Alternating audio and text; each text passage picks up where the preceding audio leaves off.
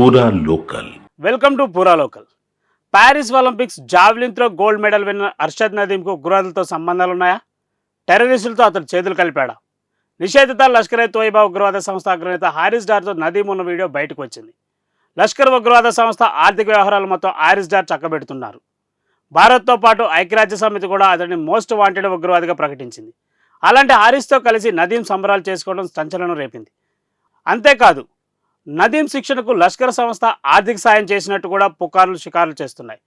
ఒలింపిక్స్లో బంగారు పథకం గెలుచుకున్న నదీంకు పాకిస్తాన్లో ఘన స్వాగతం లభించింది. పాకిస్తాన్ నేతలు, అభిమానులు నదీంకు ఎయిర్పోర్ట్ నుంచి ఘన స్వాగతం పలికారు. నగర వీధుల్లో భారీ కాన్వాయ్తో ఊరేగించారు. కోట్లాది రూపాయల బహుమతులతో పాటు ఖరీదైన వాహనాలు కూడా గిఫ్ట్గా ఇచ్చారు. ఇదే సమయంలో అర్షద్ నదీంను లష్కర్ నేత హారిస్ కలవడం సంచలనం రేపింది. ఇలాంటి మరిన్ని అప్డేట్స్ కోసం చూస్తూనే ఉండండి పూరా లోకల్.